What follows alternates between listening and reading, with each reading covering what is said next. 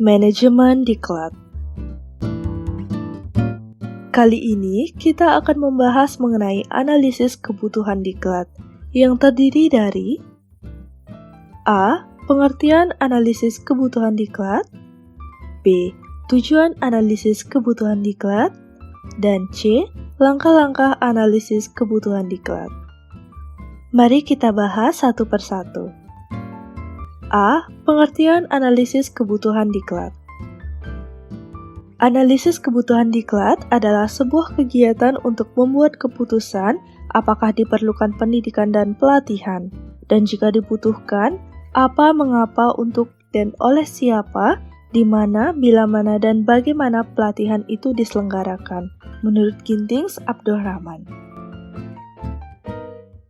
Adapun pendapat lainnya yakni, analisis kebutuhan diklat adalah penentuan perbedaan antara keadaan yang nyata dan kondisi yang diinginkan dalam kerja manusia, dalam suatu organisasi atau kelompok organisasi, dalam pengertian, pengetahuan, keterampilan, dan sikap.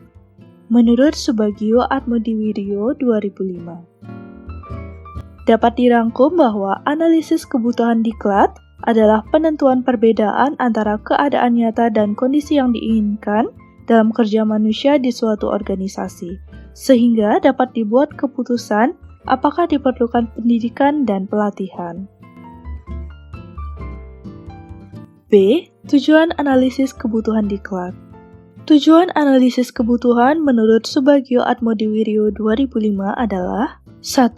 Menggambarkan sifat yang sebenarnya dari suatu deskripansi pelaksanaan pekerjaan.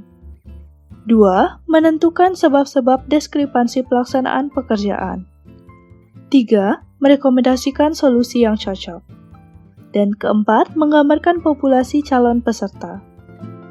Adapun tujuan pelaksanaan analisis kebutuhan diklat menurut Hamid Abdul 2019, 1. Dasar penyusunan rancangan diklat yang akan dilaksanakan.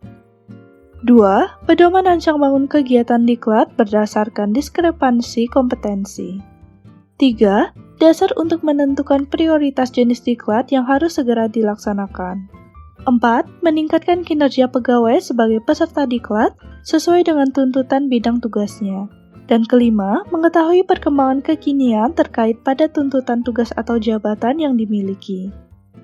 Dengan demikian, dapat dirangkum bahwa tujuan analisis kebutuhan diklat yaitu menggambarkan deskripansi yang terjadi di masyarakat, sehingga dapat dihimpun sebagai bahan pertimbangan untuk merancang diklat yang sesuai dengan kebutuhan di masyarakat.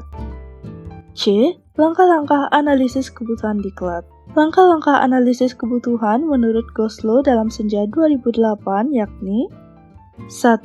Pengumpulan informasi, 2. Identifikasi kesenjangan, 3. Analisis performance, 4. Identifikasi hambatan, 5. Identifikasi karakteristik pembelajar, 6. Identifikasi tujuan, dan 7. Merumuskan masalah. Adapun langkah-langkah analisis kebutuhan diklat menurut Hamid Abdul 2019, 1. Perumusan masalah, 2. Perumusan tujuan, 3. Persiapan instrumen yang diperlukan, 4. Pengumpulan data, 5. Pengolahan data, dan ke-6. Penafsiran hasil dan pelaporan. Selanjutnya, langkah-langkah analisis kebutuhan menurut Beni 2014. 1.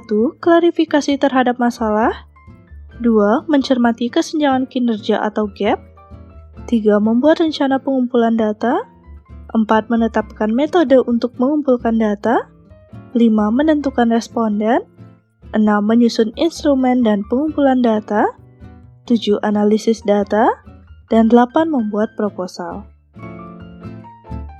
Dapat dirangkum bahwa, secara garis besar, langkah-langkah analisis kebutuhan diklat terdiri dari 1. Pengumpulan berbagai informasi, 2. Menganalisis informasi, dan ketiga menafsirkan hasil analisis dalam bentuk laporan yang digunakan sebagai rancangan pelaksanaan diklat. Sekian yang dapat saya sampaikan, mohon maaf bila ada salah kata yang kurang berkenan. Sampai jumpa di lain waktu. Terima kasih.